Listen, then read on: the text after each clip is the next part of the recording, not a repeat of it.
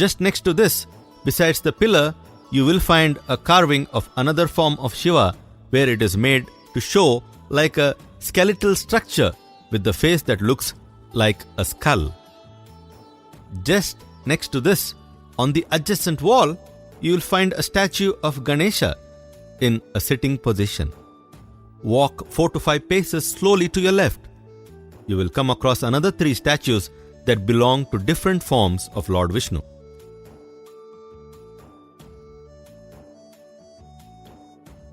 Please look carefully how the objects and weapons that Vishnu holds in his hand changes position from one statue to another statue.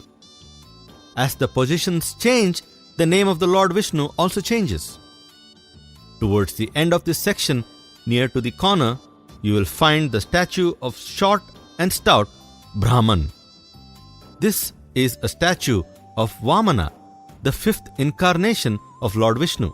In the next sculpture around the corner, you will see Emperor Bali is giving donation to Vamana, who is in the form of a short Brahman. Bali is shown as tall as he is giving donation, and Vamana has been shown as a dwarf as he is receiving a donation. Take a couple of steps and look for a 10-headed person holding a mountain-like structure. This is on the inner side of the wall.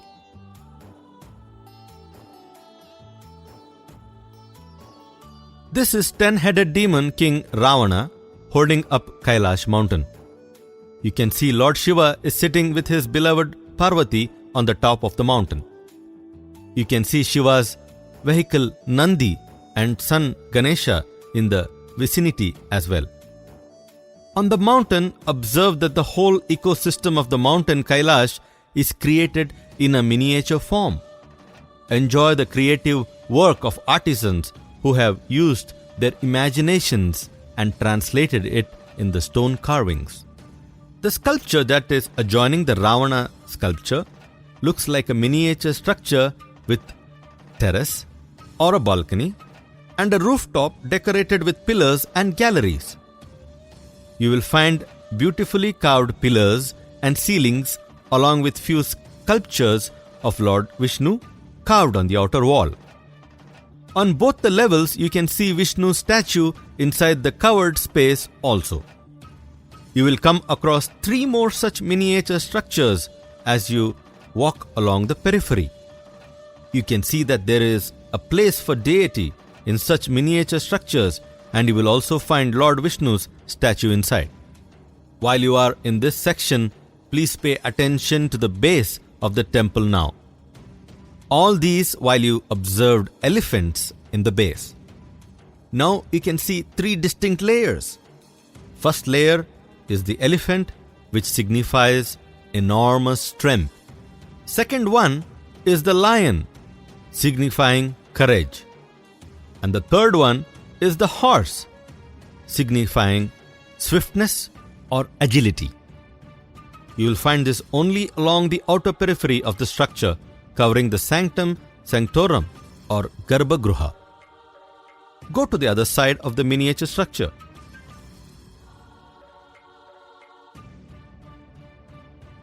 In the second level gallery, you will find the carving of Trimurti Narayana.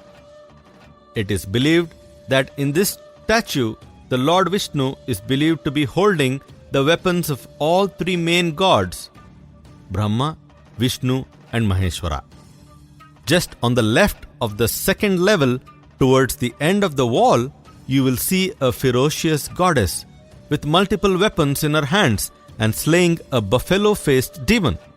This is goddess Kali or Chamundi in the act of killing a buffalo-faced demon Mahishasura. In Sanskrit, Mahisha means buffalo.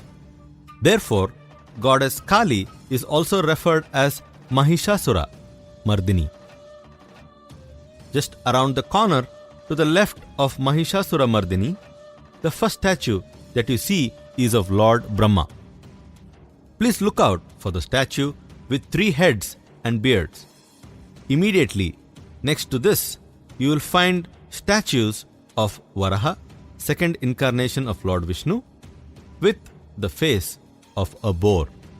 You can see that Varaha is trampling demon Hiranyaksha under his feet and has lifted the goddess Earth, saving her from the wrath of the demon.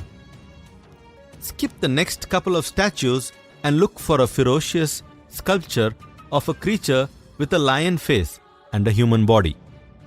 You can spot this at the corner of the wall adjacent to the statue of Varaha. This is one of my favorites. This is Narsimha, the fourth incarnation of Vishnu with a human body and a lion face, killing demon Hiranyakashipu to save his staunch devotee Prahlad. This vigorous sculpture portrays the rage of the man-lion, with adoring Garuda on the left. Pay attention to the sharp tongue which is carved out of a stone. It seems as though it is made up of a sharp metal. Two of the hands with sharp nails have pierced the abdomen part and snatched the small intestine. The chain-like structure that goes around the face of Narasimha is the small intestine. Look at the detailed carvings of the lion face and other weapons. Very intricate, isn't it? Just below Narasimha, you will find a dancing statue of Lord Ganesha.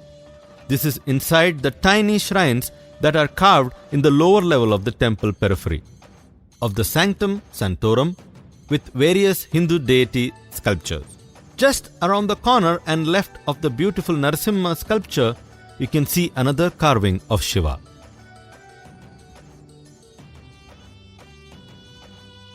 Here Shiva has killed a demon who is in the form of a huge elephant. The story is that the Shiva kills the elephant demon from the inside of the elephant's body and then comes out stretching the broad skin of the elephant. Once out, he holds the skin as a canopy around him.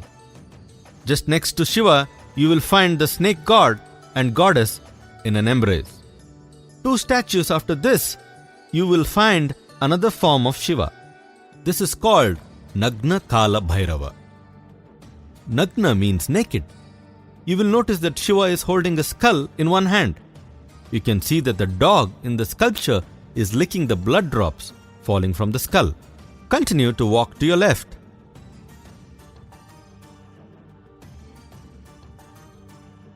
Just around the corner, that is just next to the previous Shiva statue, look for a carving where a chariot is being ridden by 7 beautiful horses. This is a carving dedicated to the sun god. You can see that the sun god is traveling in a 7-horsed chariot. We are now at the west side of the temple. Behind you, you can see the Veeranarayana temple.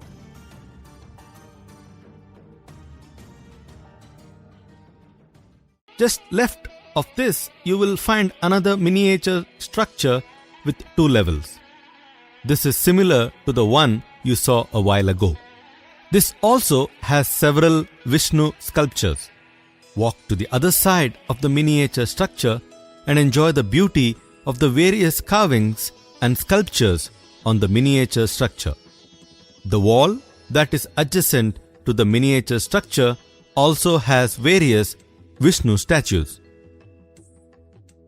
Keep walking towards your left and cross various statues of Vishnu. There are around 8 Vishnu statues and they are of Madhav, Madhusudan, Sridhar, Damodar, Achyut, Govind, Narayan and Keshava. It will be difficult to pick all this, but nonetheless, you can at least put a name to the faces now. As you walk towards your left, you will come across 3rd miniature structure.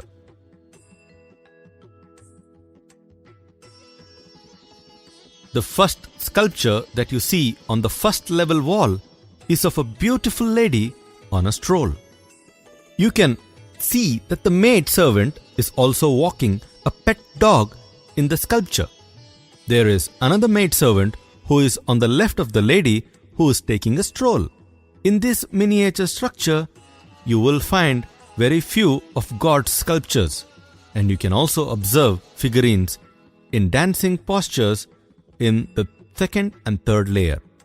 go around this miniature structure.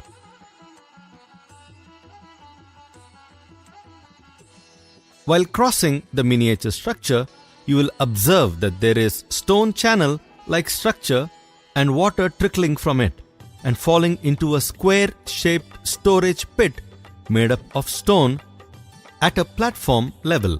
The water that is trickling is from the temple, and the water is used for daily abhishek or the sacred bath of the deity.